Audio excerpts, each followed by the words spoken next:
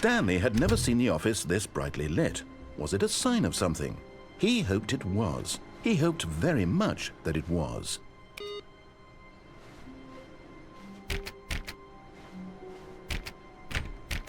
Oh, please. Are you really just doing this for the achievement? Click a door 5 times. Is that all that you think an achievement is worth? No, no, no, no, no. I can't just give these merits away for such little effort. A measly 5 clicks. Now suppose you were to click the door 20 times. I would say that's the kind of effort that warrants recognition.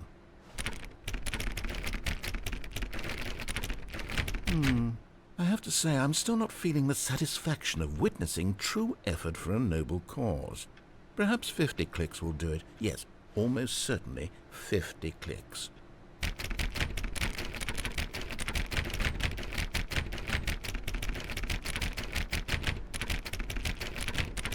No, I'm still not feeling it. I want this achievement to have meant something. It has to be a true reward for valiant effort. I want to see some hustle, Stanley. I want to see commitment, a willingness to go all the way, no matter what the cost.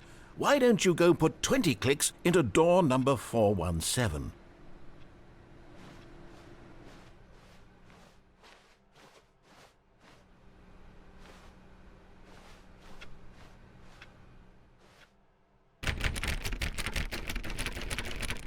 Oh, great. Now, go click a few times on door 437.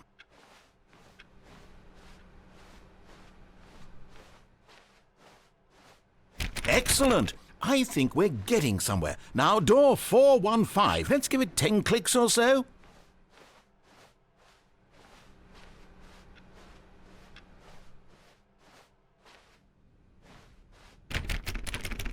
Now, back to door number 437.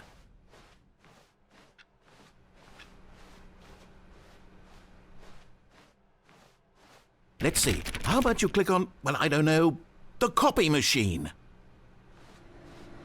All right, back to room 417. I'm really feeling it now. I think we're getting somewhere.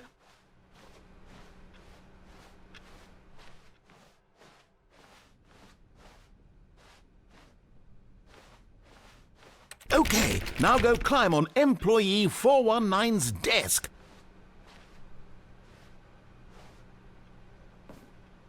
Yes! This is great! You're putting it all on the line, Stanley. I like that. All right, let's keep it up. Go give me a few clicks on door 416. We've almost got it! Now the copy machine, do that one again!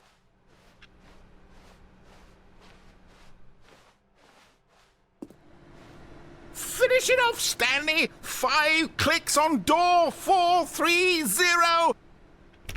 Yes! We did it! Oh, wow. That felt amazing. Oh, you really earned it, Stanley. Nothing could hold you back. Yes, I'm very proud of how far we've come today. Just think, only a few minutes ago you believed an achievement was worth 5 little clicks. Really now, what were you thinking?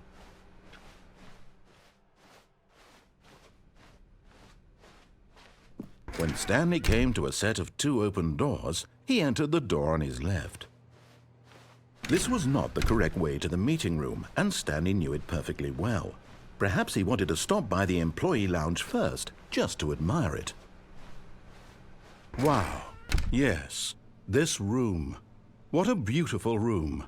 What a gorgeous, gorgeous room. Thank goodness Stanley had taken this detour on his way to the meeting room. Life without having experienced this room was now too horrible even to consider. But eager to get back to business, Stanley took the first open door on his left. And so he detoured through the maintenance section, walked straight ahead to the opposite door, and got back on track. Yet there was not a single person here either. Feeling a wave of disbelief, Stanley decided to go up to his boss's office, hoping he might find an answer there.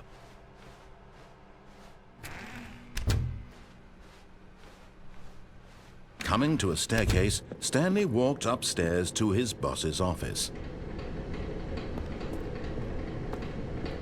But Stanley just couldn't do it.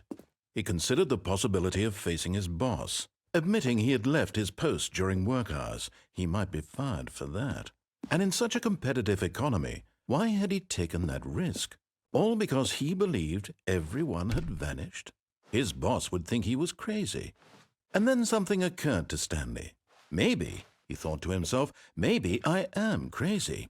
All of my co-workers blinking mysteriously out of existence in a single moment for no reason at all? None of it made any logical sense. And as Stanley pondered this, he began to make other strange observations. For example, why couldn't he see his feet when he looked down? Why did doors close automatically behind him wherever he went? And for that matter, these rooms were starting to look pretty familiar. Were they simply repeating? No, Stanley said to himself, this is all too strange. This can't be real. And at last, he came to the conclusion that had been on the tip of his tongue. He just hadn't found the words for it. "I'm dreaming!" he yelled. "This is all a dream." Oh, what a relief Stanley felt to have finally found an answer, an explanation. His co-workers weren't actually gone. He wasn't going to lose his job. He wasn't crazy after all. And he thought to himself, I suppose I'll wake up soon. I'll have to go back to my boring real-life job pushing buttons. I may as well enjoy this while I'm still lucid. So he imagined himself flying and began to gently float above the ground. Then he imagined himself soaring through space on a magical starfield, and it too appeared. It was so much fun, and Stanley marveled that he had still not woken up. How was he remaining so lucid? And then perhaps the strangest question of them all entered Stanley's head. One he was amazed he hadn't asked himself sooner. Why is there a voice in my head dictating everything that I'm doing and thinking? Now the voice was describing itself being considered by Stanley, who found it particularly strange. I'm dreaming about a voice describing me, thinking about how it's describing my thoughts, he thought. And while he thought it all very odd and wondered if this voice spoke to all people in their dreams, the truth was that, of course, this was not a dream. How could it be? Was Stanley simply deceiving himself, believing that if he's asleep, he doesn't have to take responsibility for himself? Stanley is as awake right now as he's ever been in his life. Now, hearing the voice speak these words was quite a shock to Stanley. After all, he knew for certain, beyond a doubt, that this was in fact a dream. Did the voice not see him float and make the magical stars just a moment ago? How else would the voice explain all that? This voice was a part of himself too. Surely, if he could just... He would prove it. He would prove that he was in control, that this was a dream. So he closed his eyes gently, and he invited himself to wake up. He felt the cool weight of the blanket on his skin, the press of the mattress on his back, the fresh air of a world outside this one. Let me wake up, he thought to himself. I'm through with this dream. I wish it to be over.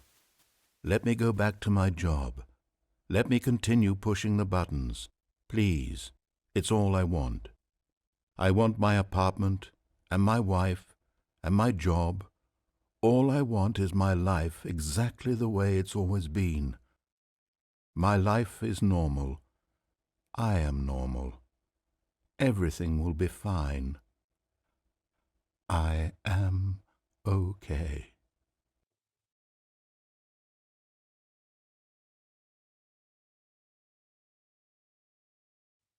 Stanley began screaming. Please, someone, wake me up. My name is Stanley. I have a boss. I have an office. I am real. Please, just someone tell me I am real. I must be real. I must be. Can anyone hear my voice? Who am I? Who am I? And everything went black.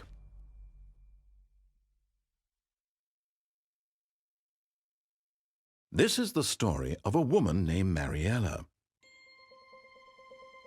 Mariella woke up on a day like any other.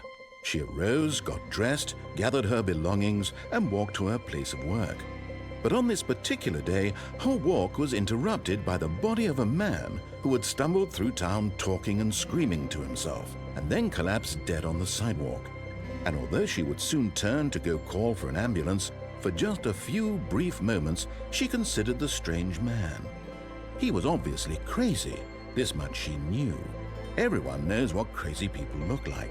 And in that moment, she thought to herself how lucky she was to be normal. I am sane. I am in control of my mind. I know what is real and what isn't. It was comforting to think this, and in a certain way, seeing this man made her feel better. But then she remembered the meeting she had scheduled for that day, the very important people whose impressions of her would affect her career, and by extension, the rest of her life. She had no time for this, so it was only a moment that she stood there, staring down at the body. And then she turned and ran.